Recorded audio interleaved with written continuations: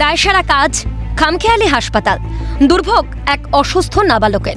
ফের বিতর্কে শহর কলকাতার এক বেসরকারি হাসপাতাল। পরিবার সূত্রে খবর, ডায়রিয়া সমস্যার জন্য হাসপাতালে ভর্তি করা হয়েছিল বছর 8-এর নাবালককে। চিকিৎসা হয়েছে, কিন্তু ডিসচার্জ সামারিতে হাসপাতালের আরএমও ডায়রিয়ার সঙ্গে অটিজমের উল্লেখ করায় বেঁকে বসেছে মেডিক্লেম সংস্থা।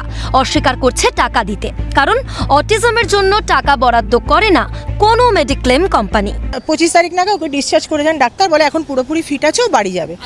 তারপর আমরা ক্লেমে যত রকম ডকুমেন্ট সাবমিট করি সব, তারপর হঠাৎ আমাদের কাছে মেল আসে যে আপনাদের ক্লেমটা দেওয়া হবে না।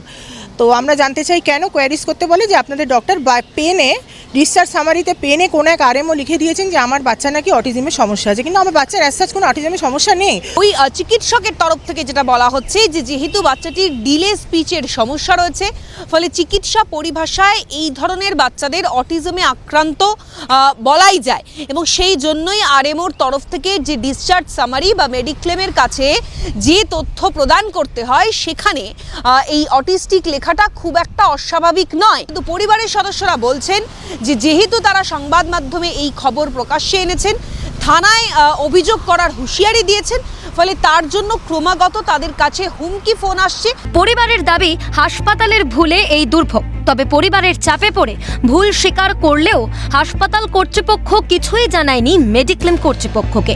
এখন হাসপাতালের 4 দিনের বিলের 90,000 টাকা কিভাবে মেটাবেন দিশেহারা পরিবার। তো তার জন্য আমরা যখন উডল্যান্ডস কর্তৃপক্ষকে কোয়ারিজ করি, নানান রকম তর্ক বিতর্ক হয়, তখন ওরা আমাদের কাছে অ্যাপোলজি চায়, কিন্তু স্টিল নাও আমার ক্লেম আসেনি। ক্লেম বারবার রিজেক্টেড হচ্ছে এবং আমার বাচ্চাটা 2 দিন যাবৎ উডল্যান্ডসে পড়ে রয়েছে উইদাউট ট্রিটমেন্ট।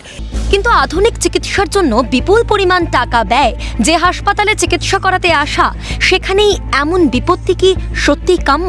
একটা ছোট্ট ভুলের জন্য ডিসচার্জের পরেও 2 দিন বিনা চিকিৎসায় হাসপাতালেই থাকতে হলো নাবালককে। যদিও এই ঘটনায় হাসপাতালের কোনো ভুল নেই, ওই নাবালক অটিজম আক্রান্ত হলেও হাসপাতালে ভর্তি হয়েছিল ডায়রিয়ার কারণে। সেক্ষেত্রে মেডিক্লেম ইচ্ছাকৃত টাকা আটকে রেখেছে দাবি চিকিৎসক শান্তনু রায়। আর আমরা জানতো না যে অটিজম লিখলে পাওয়া যাবে না মেডিক্লেমটা, কিন্তু সেটাতে তো মেডিক্লেম আটকানো কোনো জায়গায় আমি সেটা বুঝতে পারছি কেন।